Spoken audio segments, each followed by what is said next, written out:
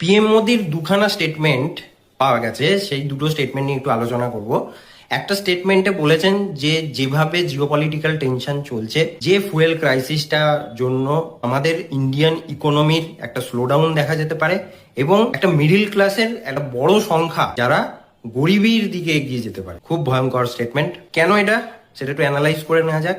যে জিও পলিটিক্যাল টেনশনটা চলছে, স্ট্রেট অফ হরমুজ বন্ধ রয়েছে, সেই কারণের জন্য ফুয়েল ক্রাইসিসটা এখন আমাদের দেখা যাচ্ছে। কেন হবে ইকোনমিক স্লোডাউনটা? কারণ একটাই, যে ফুয়েল ক্রাইসিসের জন্য আমাদের যে নিত্য প্রয়োজনীয় দ্রব্য যেগুলো আছে, সেই দ্রব্যগুলো ট্রান্সপোর্টের অনেক প্রবলেম ফেস করবে, অনেক ট্রাবল থাকবে। সেই কারণের জন্য এই প্রোডাক্টের প্রাইসের ওপরে ডাইরেক্টলি ইম্প্যাক্ট। এবং যে কোম্পানির ক্ষেত্রে বলি, কোম্পানি যেসব রয়েছে সেই কোম্পানিগুলোর প্রফিট মার্জিনে এফেক্ট। যখনই প্রফিট মার্জিনে এফেক্ট করবে তখনই এরা কি করবে, এদের কস্ট কাটিং এর জন্য এমপ্লয়ি ডাউন সাইজিং করার সম্ভাবনা থাকছে, জবলেস হয়ে যাওয়ার অনেক সম্ভাবনা রয়েছে। যদি জবলেস হয় তখন যে বাকি যে কনজামশন যেগুলো হবে, যেমন যে কোনো কনজামশন প্রোডাক্ট, এগুলো সেল কম হবে, সেই সব কোম্পানিগুলো এফেক্ট হবে, রিয়েল এস্টেট কোম্পানিগুলো এফেক্ট হবে।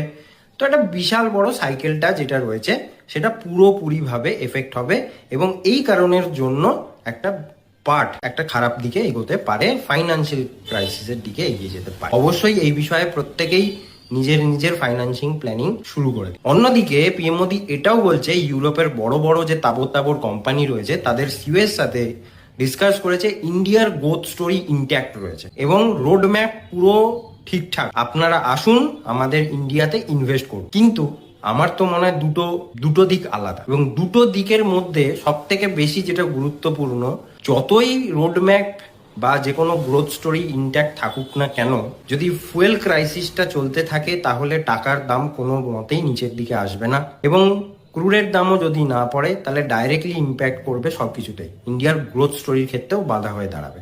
সেই কারণের জন্যই মোদি হয়তো এই কথাগুলো বলেছেন। তো এখন যদি আমি নিফটির ওপরে চলে আসি, নিফটি একটা রেঞ্জের মধ্যে চলে এসেছে, দুবার বটম টেস্ট করেছে, হলো সেটা হয়ে গেল 23,262, আর নেক্সট যেটা রয়েছে সেটা হচ্ছে 23,300। তো এই দুটো বাটম, মানে ডাবল বাটম যখনই এটা হবে, ডাবল বাটম হয়েছে, মানে ডাবল বাটম হলে তো সবসময় উপর দিকে যাওয়ার সম্ভাবনা থাকে। তো যখন কনফার্ম হবে, কখন কনফার্ম হবে, যখন আপার সাইডের রেজিস্ট্যান্স যেটা রয়েছে 23,850, এটাকে ক্রস করে উপরে দাঁড়াতে হবে, কারণ এটা থেকেই বারবার নিচের দিকে চলে আসছে। তো যতক্ষণ না এই রেজিস্ট্যান্সটা ক্রস করছে ততক্ষণ আবার নতুন করে মুভ হবে না, এবং রেজিস্ট্যান্সটা ক্রস করে সিগনিফিকেন্টলি ক্রস করতে হবে, যেটা 23,000